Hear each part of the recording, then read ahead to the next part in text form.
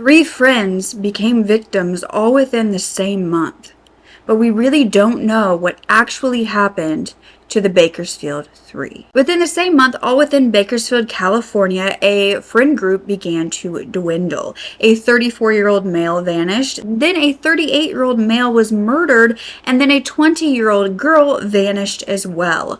All of their cases went unsolved. This tangled web of criminal activity, kidnapping, torture, murder, and dismemberment would all slowly start to unravel. But nothing is as you think it is, and many haunting questions remain. You are such a genuine gem. Thank you for clicking on my video. I am Brooke Makenna, and I'm grateful to have you here. If you like this sort of content and really want to dive deep, my main focus is the victims and the survivors over any sort of killers and monsters. And so I would really love if you would want to follow along with me in my journey of telling these stories. You can subscribe, or you can even sign up to the Genuine Gem newsletter so I can personally send you the videos every single time I post. But before we dive in, a quick mention for our sponsor, Kitsch. Now, this is a long-time love of mine with their inexpensive hair care that actually works. This is a female-owned global accessory brand at attainable prices, and you can even find them at your local Target. They also ship to the US and internationally to over 90 countries. They've recently come out with Kitsch hair mist, which I can still smell while I'm wearing it throughout the day. I love it. The tart cherry scent is to die for and a lifesaver when you've gone a little too long in between your washes. Speaking of washes, their rice protein shampoo and conditioner bars make my hair the cleanest that I've ever felt it. My hair is naturally fine. It can get super greasy, but when I started using these bars months ago, I feel like I can really go an elongated amount of time without looking gross. The protein helps to strengthen the hair and reduce breakage, and these bars are formulated without parabens and sulfates. I'm also obsessed with the Kitsch shower caddy to put my bars in. I've already gone through multiples, and so I just did a restock recently. But with my discount code, each bar is around $11, or you can get the set for $21. Just use my link in the description to get 25% off with your order, which will be auto-applied at checkout. Now let's get back to the story. So this all started in 2018 in Bakersfield, California, and 34-year-old Micah Holsonbake was an executive at the Wells Fargo Bank, as well as a former veteran. He had gotten married 10 years earlier. They had a son together. Micah was known to be the life of the party that allowed him to always make friends. He was making jokes, he was staging pranks, and he had at first started out going to college right after high school, but he was actually in college when September 11th attacks happened, and that is when he decided to join the Navy and fight for his country. However, he was then diagnosed with a benign tumor in his throat. He had fallen sick, and so he was released from his duties. In 2003, he retired home to Bakersfield after a successful surgery, and the tumor was removed. But during this time, Micah was having to reimagine his entire future and career. Thankfully, he was able to find a passion with banking. He was a stockbroker for a few years before securing the executive title at Wells Fargo. He would say that his mom, Cheryl, was his very best friend. She actually worked in economics teaching at the local college, and Micah would come in and help her be kind of a guest speaker, help all of the students set up their first ever savings accounts. His mom said that he often talked too much. He was the loudest in the room, but he just loved people. After he married and had his first son, things appeared to be moving in the right direction in Micah's life.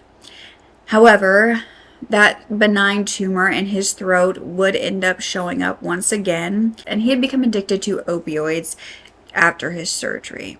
It would become a years-long struggle for him. His addiction was said to only get worse as his life changed. He started taking pills off the streets after his doctors refused to give him any more, and a few of those pills were actually laced with fentanyl. He overdosed on this, but thankfully he survived, but he was said to never actually be the same. Something was wrong with his brain, and it was believed that this was due to the lack of oxygen that he went without for several minutes when he overdosed. Eventually, Micah and his wife did divorce. He lost custody of his son, he lost his banking job, and he started making money building guns in a garage for a group of friends that he was with due to his military skills.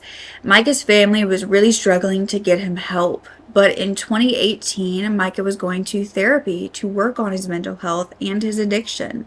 He was turning his life around when he vanished on March 23rd of 2018. Now, Micah's parents, who were Cheryl and Lance Holsonbake, were unable to get into contact with Micah that day. They wasted no time. They knew that he had had his struggles in the past, so they headed to his apartment.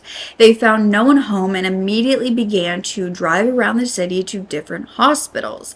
None of these local hospitals had anyone checked in under his name.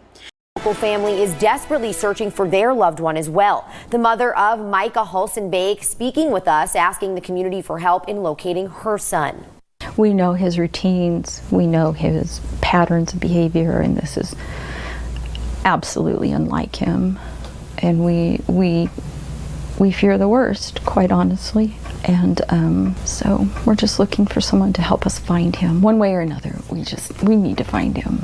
A friend would then tell investigators who began searching for Micah that he had been paranoid prior to his disappearance. He thought people were out to get him. He couldn't relax. He'd even called this friend to pick him up from the middle of an orchard at night. This was on Rosedale Highway. He was allegedly very scared when this friend picked him up. And the friend claimed that Micah wouldn't really talk about what had happened, just that he was with a guy named Matthew and a woman that night. This friend believed that his paranoia was due to drug use until he vanished. Time somebody passes away, that they would light up a room if they walked up. I'm sure somebody would say, well, Lance would light up a room when he walked into it. No, I wouldn't. Definitely wouldn't. But Micah really would. He was one of those kind of people. Very smart. He's very intelligent. When he was a little kid, we always call him Stats, because he would give you statistics on anything. Started out as a teller, but trained and got his licenses to be a broker, financial advisor, and that was 99% of his life. The last 2 years of his life, he was absolutely not the same person. But he had changed dramatically. He was very afraid for his life and involved in some things that at first I didn't know what they were, and he'd never behaved that way before. So when he would tell me, yeah, I'm afraid of this guy, and this guy's in this group or whatever, I was thinking, he's paranoid. I always thought somebody was following us in the car. He's paranoid. And I didn't know how much of it was real, how much of it was just in his mind and exacerbated by any kind of drug use or drugs he may have been using at the time. Micah was mixed up for the first time in his life in things that were illegal, and he had threats on his life before, and now he's disappeared, and he's a grown man. He's had his own family, and was separated from his family at the time. So it's logical for the police to think, yeah, he got out of town. He's hiding out. A month later, on April 25th of 2018, Micah had still not been located. And that is when a 20-year-old girl from the same area vanished too. This was Baylee Despot, and she was last seen in the front yard of her Bakersfield home, where she shared with her boyfriend Matthew Queen. She was also said to be friends with the missing Micah. Baylee hadn't had the most stable life, especially not around that time. She had divorced her husband a year prior. She had actually married him in Las Vegas right after high school, but he allegedly filed for divorce, and she was diagnosed with bipolar. After that, Baylee began hanging out with a whole new crowd. This was a group of people who often used drugs while they were hanging out. And only a few months after her divorce, she was being charged with drunk and disorderly conduct. However, this ended up being dismissed. A few months after that, though, she reported being drugged and SA'd at an apartment complex. There was allegedly several instances of SA that she went through around this time. And this is also when she began dating a man named Matthew Queen. 4 months later, in December December 2017, she was arrested on felony weapons charges. She and her boyfriend were pulled over on December 12th, and police found 4 guns in their car. This was a loaded Smith & Wesson 40 caliber handgun, a loaded unknown make 9mm handgun, a fully functioning non-serialized 9mm AR-15 rifle, and a fully functioning 223 caliber AR-15 rifle. Officers would find that her boyfriend Matthew Queen was a convicted felon, meaning he was barred from possessing firearms. Both Matthew and Baylee were arrested. Matthew was charged with 6 counts of felon possessing firearms, possessing ammunition when prohibited, and possession of an assault rifle. Baylee was charged with carrying a concealed weapon in a vehicle and carrying a loaded firearm. She pleaded no contest to reduced misdemeanor charges. She was sentenced to 3 years probation. She was then living with her boyfriend Matthew. On April 25th, Baylee was last seen wearing a green shirt, black leggings, possibly black or white Adidas or Converse sneakers, leather anklets, and oversized sunglasses. She was possibly holding a backpack or a crossbody purse. She was 5'4" to 5'7", weighing about 105 pounds, and she may have been pregnant at that time. Missing persons posters stated that she had brown hair, green eyes, a mole on the right side of her nose, as well as a mole on the back of her neck at her hairline, and a large scar on her left knee. She had multiple tattoos, a peace sign and aliens on her fingers, the words "For those I love I will sacrifice," as well as stars on the right side of her torso, a black rose on the inside of her left wrist, and a sleeve on her right arm with lotus flowers, an eye, a red gem, and a tribal band going down. Baylee's aunt stated that back in March, she had held a St. Patrick's party when Baylee and Matthew arrived, and Matthew announced that they were pregnant. Now, Baylee's mother refused to call Matthew her boyfriend. She said that they did not like each other, and the first time that she met him, she was like, "Oh my God, what is this 40-year-old doing with my daughter?" Matthew was twice the age of Baylee. Jane Parent speaking out for the first time since Baylee's disappearance. Since she's disappeared, there's been no social media activity, nothing from her on anything. Never would a day go by where she wasn't texting or talking to me. So I just want to find my daughter and have her come home. She just enjoyed being around people and working around people, and she has the greatest smile and the greatest laugh. We love you so much. We don't care what's happened to you or what you've been through. Everybody just wants you home and wants to know you're okay. Birthday gifts that she never got to come home for. So they're here waiting for you, Baylee. Whenever you do come home, we're going to celebrate and have a big 21st birthday party. But investigators would also find that both Micah and Baylee, these 2 missing friends, were also friends with a man who had been found murdered in between the timelines of their disappearances. 38-year-old Bakersfield resident James Kulstad was found deceased on April 8th. He had 2 daughters, Cameron and Autumn, and a girlfriend, Amber Albert. He was said to be an amazing father, a great friend, but before he could make Amber his wife, she tragically passed away. He became a single dad overnight and began to have a fresh start in San Diego. His daughters would spend half of their time with him and half of their time with his parents, their grandparents. James was said to be a great dad. He was always very adventurous. He was living his best life in San Diego, surfing. He was working as an entrepreneur, coming up with new business ideas and inventions. He was actually the owner of a skateboard shop, and he invented less mess bibs for babies, as well as patented a product for the action sports industry. He was also a pipeline welder to make money, and he was doing well for himself. He was even renting a penthouse at that time. James was said never to turn a shoulder to one less fortunate than himself. He was caring and thoughtful and a role model. He even labeled himself an indigo child. Then he was hit by a car in 2007, which shattered his wrist.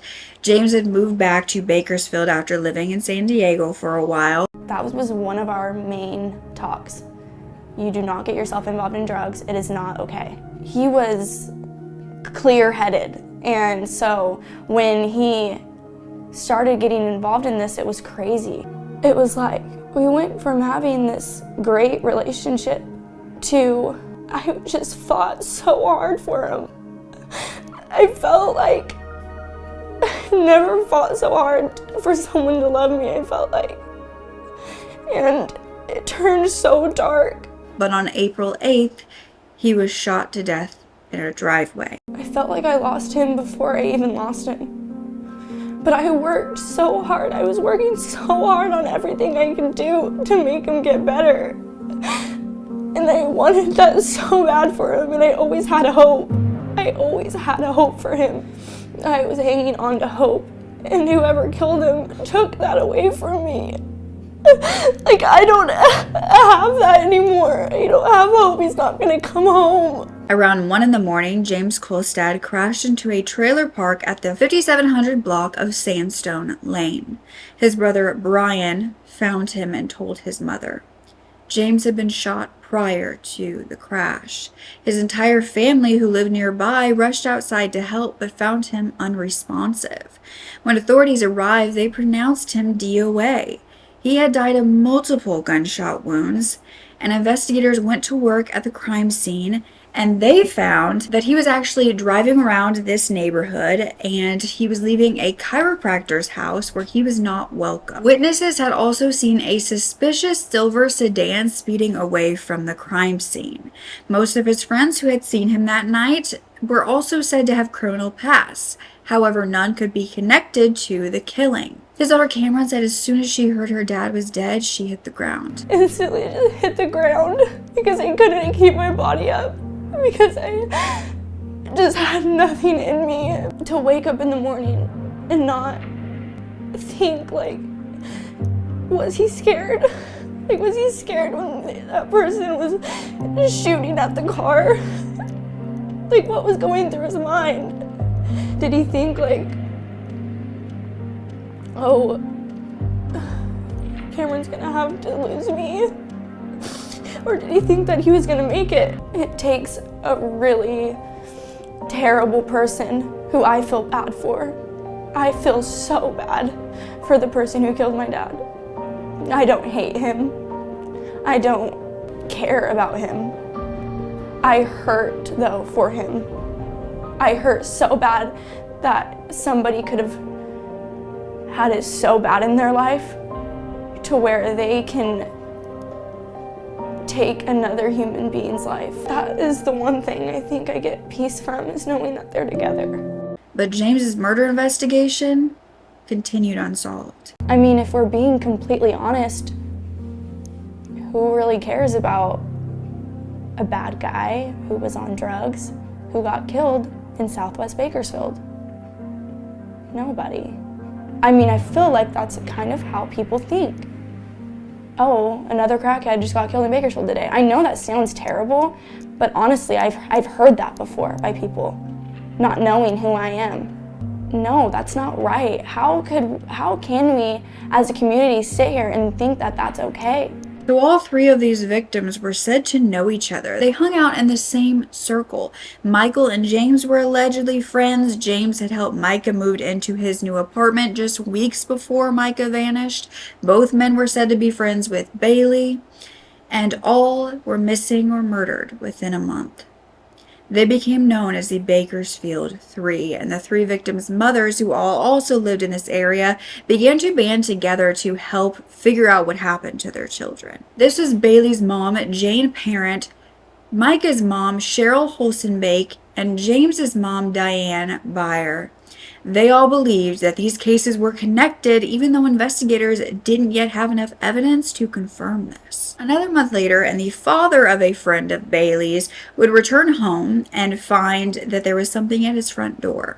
There was a note saying, "Tell Baylee that I love her, but I cannot be with her." This friend of Baylee's would be called out and would realize that these belongings on the porch were Baylee's. There were a few bags of Baylee's, and this was strange because many people knew Baylee was missing at this time. When this friend began to go to the police with information, they also brought their security footage for the police to go through. This would show Baylee's boyfriend, Matthew Queen, dropping off the items. This showed him actually bending over to place the note down, and that's when his shirt moved and you could see he was carrying a gun. Now, when investigators saw this, they went to arrest him as he was still not legally allowed to possess a firearm. He spent the day in jail before making bail, but the person he chose to call on the phone would be of interest to investigators.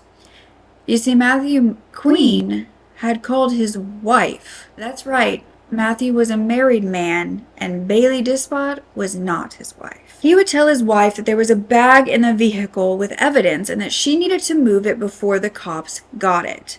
He said that Baylee's mother was crazy, and he had proof in there of that, and that Baylee had left. He also told his wife to get his tools and take them to the dump right away. You see, Matthew had gotten married long ago, they had children, and they separated, but they were still living together at the time, and even when Baylee moved in with him. Baylee was said to be only a few years older than his oldest son. Now investigators feared that this boyfriend could be involved in her disappearance. He even posted texts between himself and Baylee's mother stating that her mother was crazy and that she had a mental disorder and that she was blaming him in the disappearance. Little did they know how much more of a connection he would have to the Bakersfield 3. The victims' mothers held a vigil in remembrance not only for their children but all of the unsolved murder victims and missing people in Kern County. There were allegedly around 3,000 adults who had gone missing in 2016 and 400 weren't solved. Baylee's mom said that the vigil lifted her heart, but it also broke it because they could not find her daughter. They could not find Micah, and James had been murdered and a killer hadn't been caught. James's mother, Diane, or Di, said, "It may not come today, it may not be tomorrow. Like some families here, it's been 10, 15, 20 years, but we're never going to give up hope." 4 months after the disappearances of 2 friends and the murder of another, in August of 2018, boys playing in the Kern River in Bakersfield would call 911 about a floating bag. Officers would discover a bag with black and orange rope tied around it, and inside was a severed arm. DNA tests were submitted, and the results would provide a horrific update. The arm belonged to the Bakersfield 3 missing man, Micah Holsonbake. It appeared as though 2 of the 3 cases were now homicides. We knew that Micah wasn't alive. I thought maybe if we identified some part of Micah, that it'd be a relief and change the way we feel, would feel a little better. In which, no, we don't feel better, we just feel different. What did you do to my son? He's dismembered. You dismembered him. And that is really hard. I'm not going to be intimidated by anybody. That was my son. How can you even expect that I'm going to be afraid to ask questions or talk to people?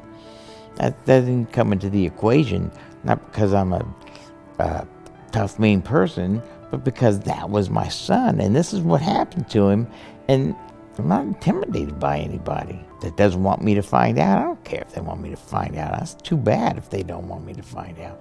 I'm going to find out. When this disappearance became a homicide investigation, investigators found a trail of possible evidence. From witness accounts, they were able to piece together who Micah might have been involved with around this time. It turned out that prior to his disappearance and presumed murder, Micah was helping a man with the small gun business. Micah wanted to get involved and make some extra money, but this man was identified as Matthew Richard Queen, a name investigators already knew in the case of the Bakersfield 3. They quickly realized that was due to Matthew Queen being the missing girl, Baylee's boyfriend at the time of her disappearance. Prior to this revelation, Micah's case had started going cold, but it was about to heat up quickly. My youngest son was talking to people. Somebody said, you need to talk to Baylee Parent. And he came to me and said, they said something about Baylee Parent. And I said, oh, I don't know who that is. I think within a week, I saw that she was missing in Bakersfield. On July 15, 2019, a year and 4 months since Micah vanished, Matthew Richard Queen was arrested for his murder.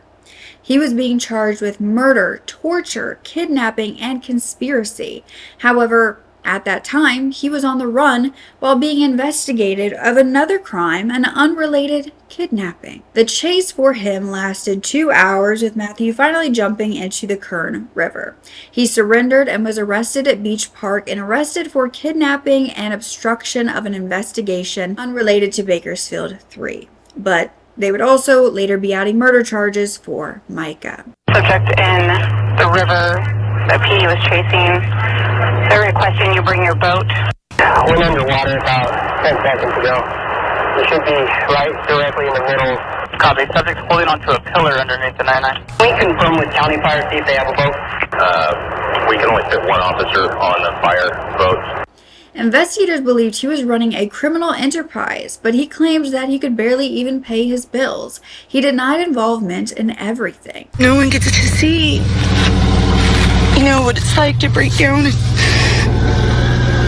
try to find where your daughter's at, and you have nowhere to look for her. We'll be going back out and hanging new flyers up because Baylee's flyers are all ratty-tatty, and you drive by them and it just looks so sad that she's been missing so long and nobody's even seen her. My reality is I've got to try to find my daughter, and I'm not ever going to stop. I just wish I knew where to look for you, Baylee. Mama loves you. You see, the witness that investigators had spoken to was not Matthew Queen himself, but one of his associates of his business, as well as his best friend, a man also named Matthew, but Matthew Vandy Castile. We will call him by his last name to avoid confusion, but investigators knew of this man because he was in jail for unrelated charges and made a call. He was talking to his girlfriend when he said, "You know what happened to Micah?" So investigators went to talk to him, and Vandy Castile told investigators that he knew Micah. In fact, there was a New Year's Eve party with Matthew Queen in 2017. Micah had been invited, but Vandy Castile stated that someone had stolen a firearm from that party from Matthew Queen, and Matthew believed that Micah was responsible. Now, Vandy Castile said that a few months before Micah vanished, he'd been in a car with Matthew Queen, Baylee Despot, and another unidentified woman. Allegedly, something occurred that scared Micah so much that he got out of this car and ran away. But what he would tell investigators next would forever change many lives in Bakersfield. Vandy Castile claimed to have received a phone call from Matthew Queen on March 23rd, 2018, the same day Micah had vanished. Matthew asked Vandy Castile for permission to use his garage. This was detached as he actually had an apartment. But Matthew claimed he wanted to have a serious talk with Micah about a stolen gun. Vandy Castile claimed that he allowed this, but he was not there for the talk. He didn't ask any questions because he didn't care. He claimed that Baylee was also in the garage that night. She came back in at one point into the apartment asking for a knife. She then went back to the garage. Matthew went inside and smoked. And then Baylee was still in the garage, and Baylee later came in asking for a change of clothes. Vandy Castile said that she looked shaken up and pale. Vandy Castile was at home in his apartment that night with his girlfriend, Sarah Wedmeyer, a girl 10 years younger than him. Sarah also knew Matthew Queen and had begun to secretly date him shortly after that while Vandy Castile was in jail. Around 2 months after her best friend, Baylee, and Matthew's girlfriend had vanished. Sarah and Baylee were said to be the same exact age. They went to high school together, and they were said to look alike. Sarah then got pregnant with Matthew Queen's child, a man twice her age. Vandy Castile hadn't just theorized that something had happened to Micah that night, though. He told investigators that Matthew had asked him to dispose of a few items. He claimed he declined this. He didn't know what the items were, but he did see a large black tub with a black lid big enough to hold a body in the back of Matthew's vehicle. He then allowed investigators to search his garage, claiming that there was a stain that they should test. Forensic analysis of this stain was a match to Micah's DNA. Matthew was finally arrested after the chase, and Baylee's mother stated she hoped he wouldn't get out. Investigators had questioned Matthew on Baylee's disappearance as well, saying that he was the last person to see her. However, Matthew stated that was not true. She was last seen with a Hispanic male, and he was trying to figure out who he was. Matthew told the police Baylee was depressed, off her medications, and wanted to die. He was then asked about domestic violence accusations against him, and Matthew said that he never laid a hand on her.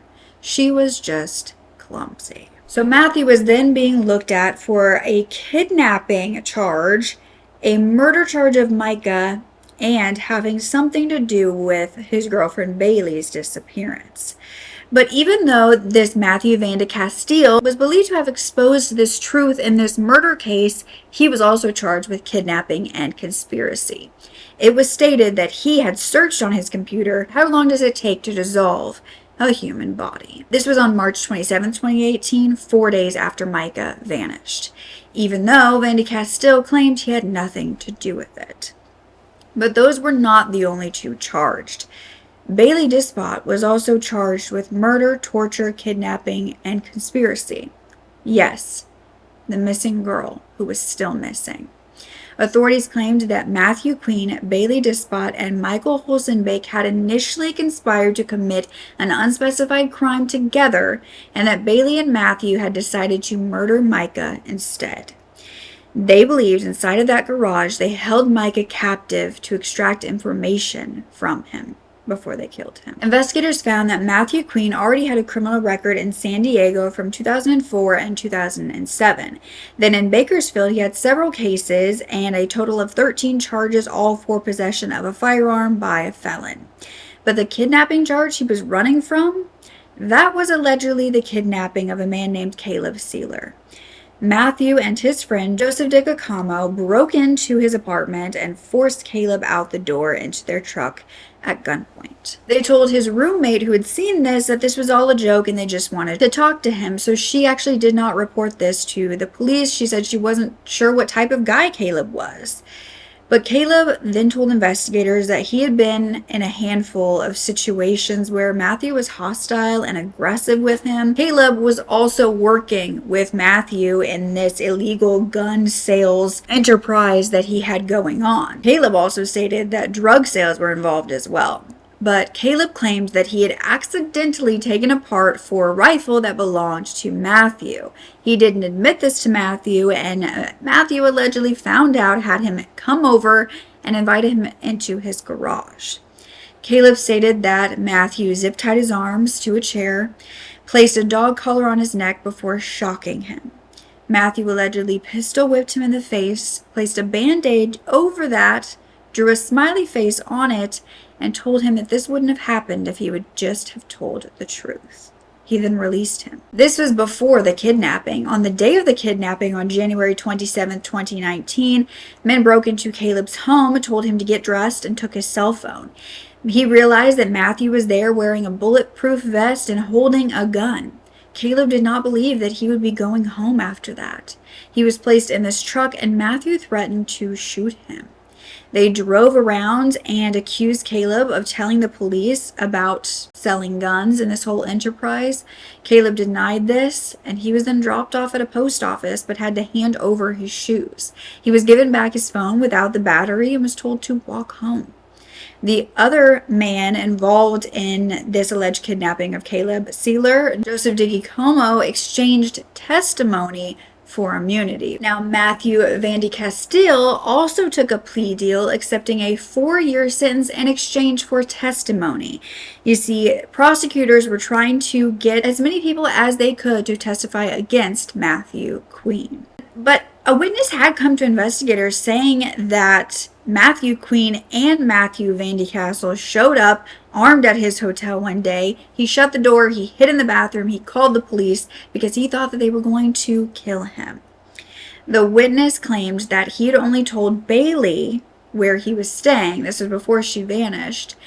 And he believed that she had told the Matthews. He said he was going to be killed by them because he was arrested with large quantities of narcotics that he didn't pay for. This story was actually corroborated by investigators who got footage at the hotel. Both of the Matthews approached the door with their AR-15s and tried to open it. When they were unsuccessful, they got back into the car, driven by a woman, and left. But in May of 2021, a judge ordered Matthew Queen to stand trial on all 34 charges filed against him. Meanwhile, Baylee Despot remained listed as a missing person with warrants out for her arrest. Investigators believe that she could have fled the area. She could have been met with foul play. Then on August 1st, 2021, Kern County investigators were called to the Kern River once again. This time, remains had been found near the Piles Boys Camp overflow parking lot, the same river where Micah's severed arm was located. This time, it was believed to be a skull. And on August 23rd, 2021, Michael's mother, Cheryl, confirmed that the remains belonged to her son, Micah. By 2022, kidnapping victim Caleb Sealer was actually in custody himself for possession of a firearm by a felon. He pleaded no contest, and he would then agree to testify against Matthew Queen at his upcoming trial as well. So by April 4th of 2022, the trial of Matthew Queen started. He was charged with Micah Holsonbake's murder. He pleaded not guilty to the 35 charges against him. Prosecutor Eric Smith made his opening statement talking about evidence from phone calls, wiretap, surveillance videos, and that all pointed to the defendant killing Micah. He said the firearms charges were a huge part of this whole case, considering that it's the reason that everyone knew each other due to the manufacturing and selling of these illegal weapons since 2017. He said that Matthew's friends were his victims, and he had a pattern of threatening to kill others and tie them up with zip ties. He said that Matthew even called himself the boogeyman over text. And one call was actually heard in the courtroom from Matthew that recorded him saying, "Normally you'd be dead, but I'm sparing your life so you can deliver Caleb to me." It was unstated who he was talking to, but Caleb was believed to be kidnapping victim Caleb Sealer. The prosecutor said that every charge is just another step in this story of how Queen came to be accused in this death. But a defense attorney, Tim Hennessy, told the jury that they might not like Mr. Queen at the end of trial. They may even hate him, but they would see that his client was not guilty of murder. He stated that this was not a special type of evil, but a story about a sad and a tragic group. While Baylee was charged with the same list as Matthew, she was still missing by the time of the trial and couldn't be tried. But the prosecution did claim that the black and orange rope that was used to tie the bag with Micah's arm, that was the same rope found on her purse, which was left on the doorstep of her friend's home after her disappearance. The prosecutor had investigator Darren Wonderly testify about the phone locations around the time that Micah vanished. On March 24th, which was believed to be the day after the disappearance, Matthew Queen's phone had connected to a cell tower close to Vandy Castille's apartment.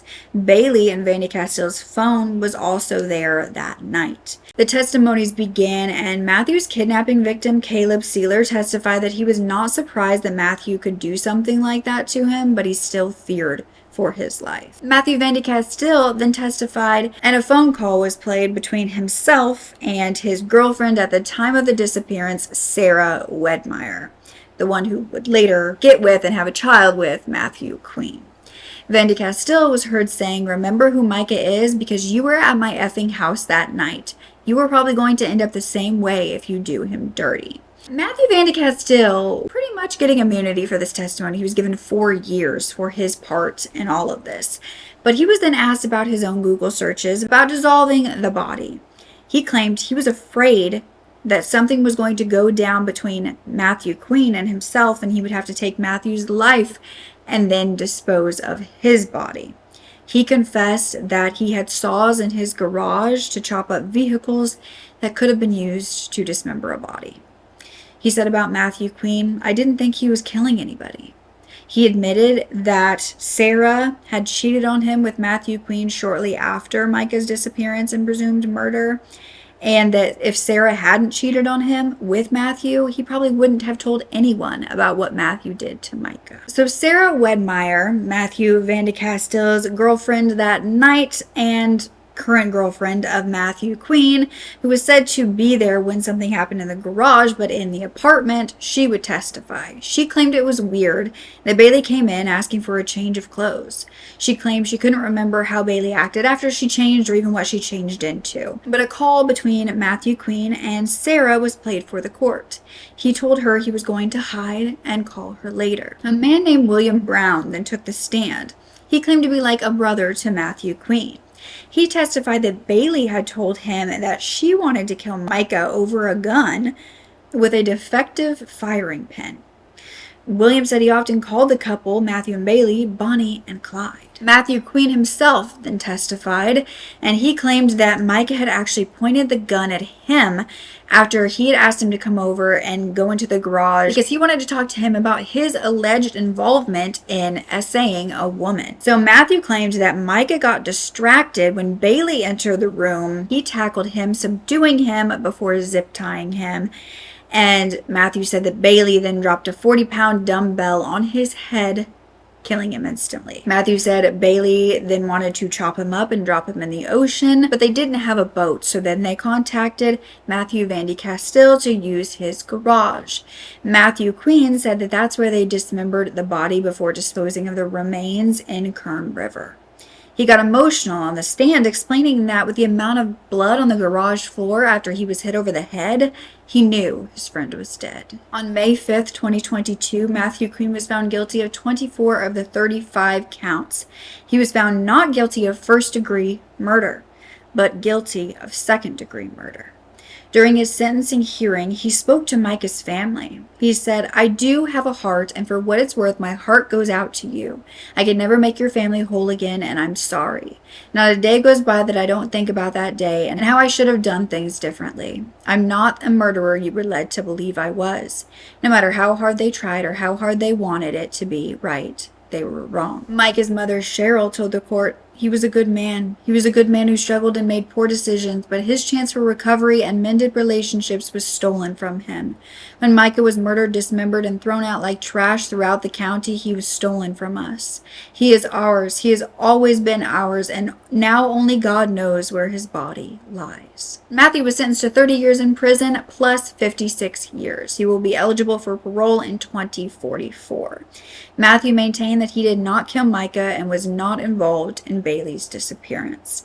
Baylee has still not been found in August of 2025. Around this time, a vertebrae laying on the ground near Maricopa was found, and DNA tests identified that it was Micah's.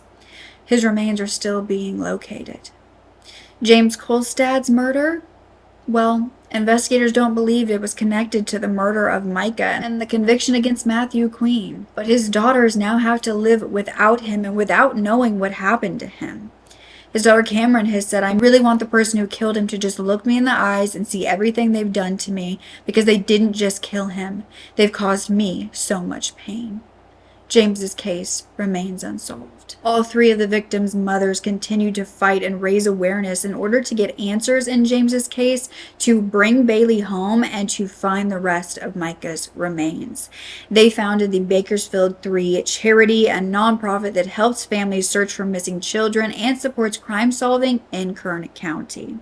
We just knew that our mama gut and instinct told us that something wasn't quite right. On Micah's birthday, which is just passed, I had the opportunity to spend quite a bit of time on the phone with the family whose child is missing. And I can honestly say that helping is what gets me through the day, because if I hadn't had that opportunity to help that family by phone, then I would have just been a sobbing mess, and There was no one to help us and show us the way. No. We had to figure it out on our own. If you have someone who's missing or who's been murdered, if you have a flyer, you email it to us, we will make sure that it gets out. Yeah, or if you just need someone to talk to tell you you're not going crazy, just message us with your number. One of us will call you, because you think you're going crazy when this is happening, but it's the new normal. You're not crazy.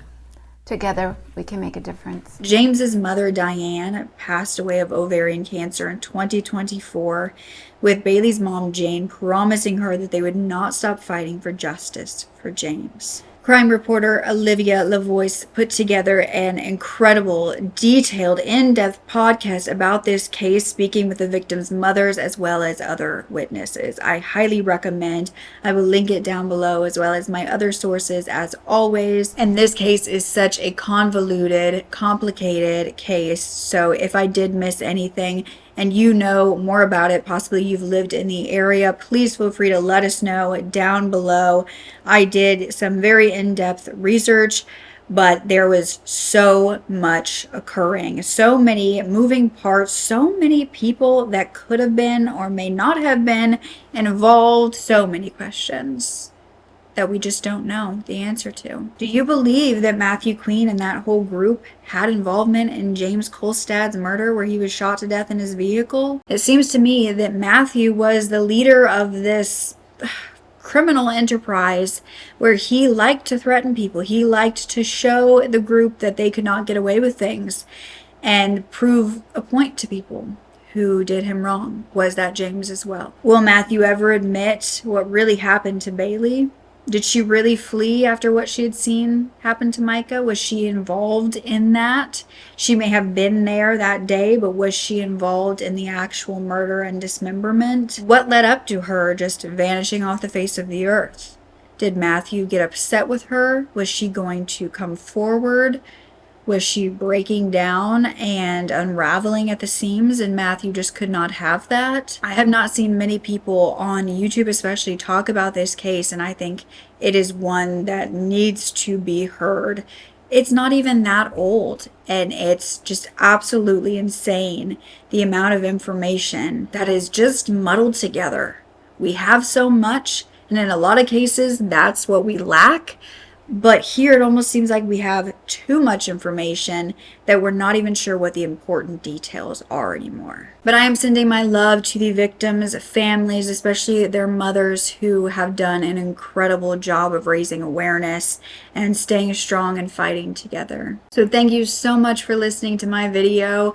If you want to binge some more, I'll have a binge here playlist as well as uploading every Sunday and sometimes on Wednesdays as well. I hope to get to see you again. Don't forget to speak up. Your voice is powerful enough, and I love you to absolute pieces. Okay, bye.